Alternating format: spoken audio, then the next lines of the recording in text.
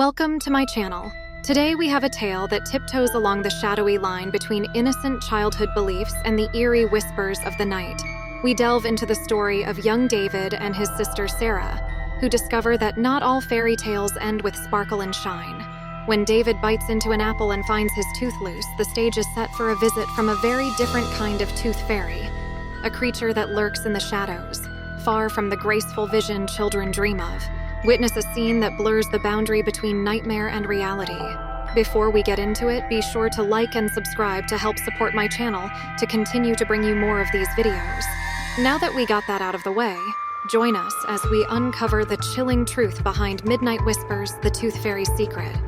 Buckle up, it's going to be a spine-tingling ride. It was an early morning as the sun peeked through the curtains of the quiet house where 8-year-old David and his 5-year-old sister Sara lived. Breakfast was a lively affair, filled with the clatter of dishes and the cheerful chatter of anticipation for the day ahead. The aroma of freshly baked apples filled the air as their mother placed a plate of warm, cinnamon-dusted apples in front of them. David, with an eager grin, took a bite. But as he did, a sudden sharpness struck him and a look of surprise washed over his face. His tooth was loose. Sara, brimming with the wide-eyed wonder of childhood, watched with a mixture of excitement and envy. She knew what a loose tooth meant. The tooth fairy would soon visit. Oh, how exciting, David. You know what that means. David's mom says with excitement, Yes! The tooth fairy is coming to bring me money for my tooth. Sara's face looked a bit sad. Then her mom said, Your time will come, Sara, when your tooth will get loose. Their mother reassured her with a gentle smile.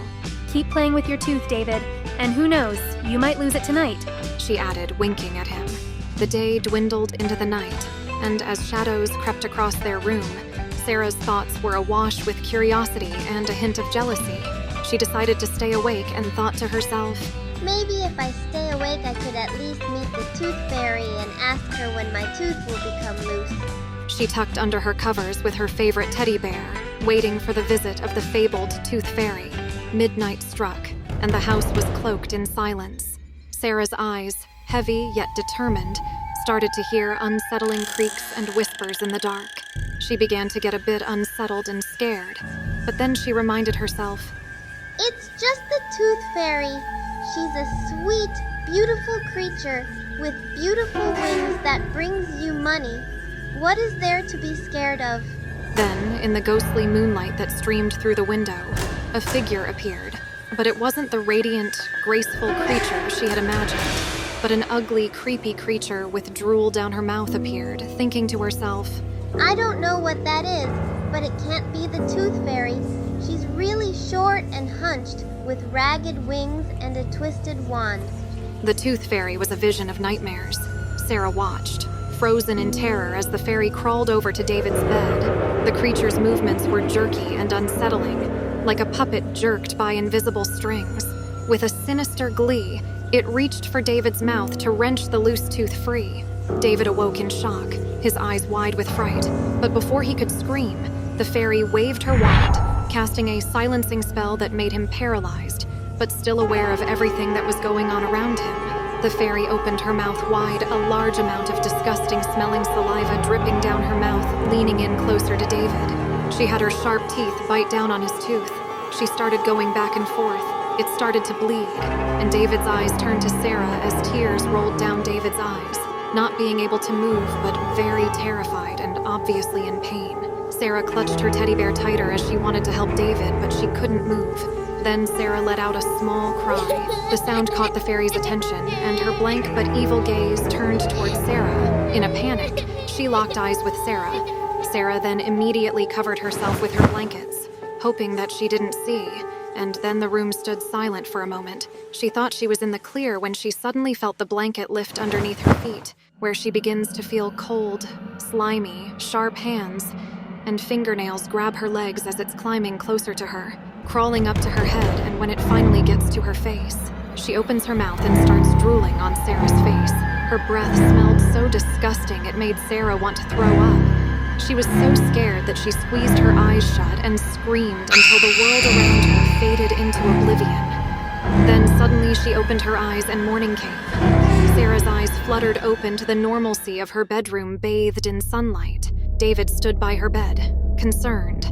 He was confused and scared. Are you okay, Sara? Why are you screaming? He said. Oh my god, David, are you okay? She said, Yeah, and look. showing the gap where his tooth had been. I lost my tooth last night and the fairy left me some money. Oblivious to the night's horrors. It's time for breakfast, kids. Mom said. Sara recounted the chilling events, but her tales were dismissed as just a bad dream. Her family moved on to breakfast as she headed down and sat at the table with her brother and mother. She asked David quietly. You don't remember anything from last night? David stared at her with a confused face. What do you mean? You don't remember the tooth fairy crawling on top of you and biting your tooth off? He looked at her weirdly. What are you talking about? I think you just had a nightmare, Sara. Sitting down confused as her brother was showing his money to his mom, she looked happy to see that he had a visit from the tooth fairy, when Sara then took a bite of her apple. Ouch! Sara's mother looks up. Are you okay, Sara? Sara opens her mouth. I think my tooth is loose. David and her mom were happy for her. Now it's your turn, sis. David says. You see, Sara, I told you your time will come. Says her mom. Sara's heart sank. This time, there was no joy in her discovery, only a cold fear of what the night might bring. As darkness approached, Sara wondered, with a shivering heart, what horrors awaited in the silent, unseen hours of the night. This wraps up today's story, and I thank you for watching. Please let us know if this has you thinking twice before losing your next tooth. Or maybe you already lost them all and it's making you wonder if this already happened to you, but you can't remember what happened like poor David. I guess you'll never know. Don't forget to support our channel by liking and subscribing to our channel. Until next time, see you on the next one.